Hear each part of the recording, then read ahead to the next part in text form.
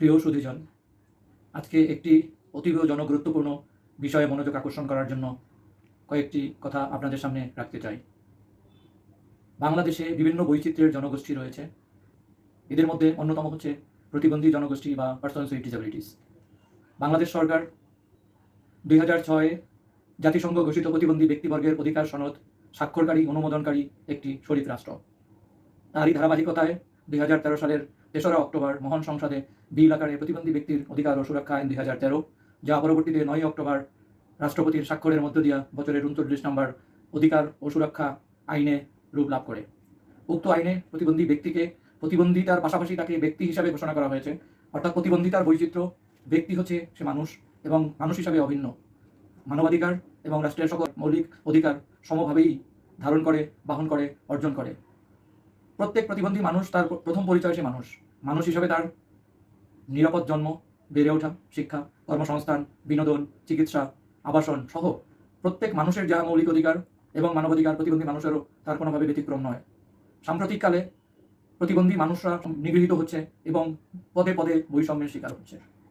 ভুলে গেলে চলবে না, প্রিয় মাতৃভূমি বাংলাদেশ 1971 সালে শোষকের হাত থেকে যখন স্বাধীনতা অর্জন করে, লক্ষ শহীদের রক্ত এবং অগণিত মুক্তিযোদ্ধা আহত হন, চিরদিনের জন্য প্রতিবন্ধিত্ব বা অঙ্গহানিতা বরণ করেন।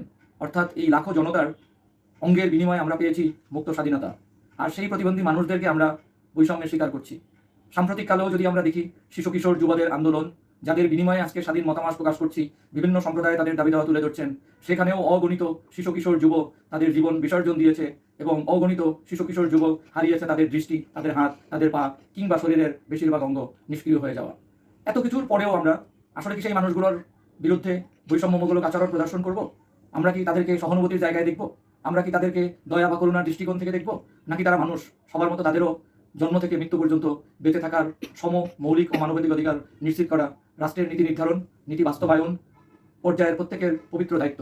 আমরা দৃঢ়ভাবে বিশ্বাস করি, বাংলাদেশের সরকারের প্রতিটি বিভাগ, মন্ত্রণালয় কিংবা অধীনস্থ সকল বিভাগে যারা প্রতিবন্ধী মানুষ কাজ করছে, তাদের প্রতি প্রতিজ্ঞাবদ্ধ হন। দয়া নয়, করুণা নয়, তারাও মানুষ। তারা ইচ্ছা করে কেউ প্রতিবন্ধিতা বরণ করে নাই। আমি একজন প্রতিবন্ধী মানুষ, আমি ইচ্ছা করে প্রতিবন্ধিতা বরণ করি নাই। সমাজেরই প্রতিবন্ধকতা আমাদেরকে এখানে ঠেলে দিয়েছে।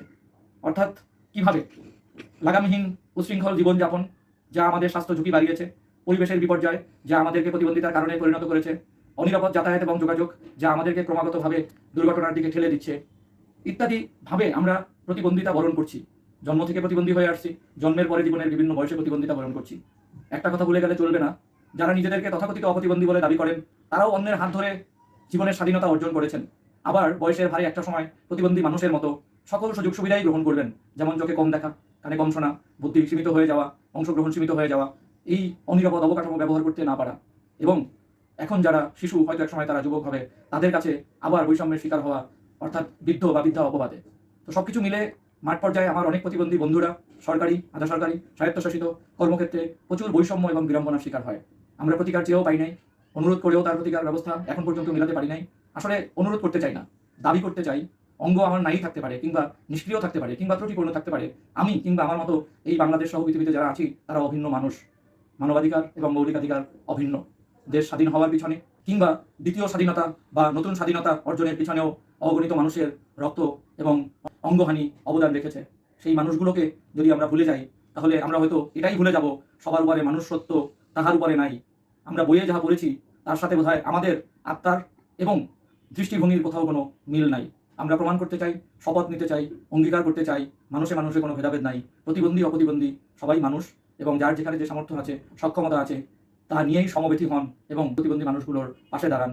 যে কেউ যে কোনো মুহূর্তে আমার কিংবা আমাদের মতো অঙ্গহানি, অঙ্গের ক্ষতিগ্রস্ততা বা প্রতিকূলতার শিকার হতে পারেন।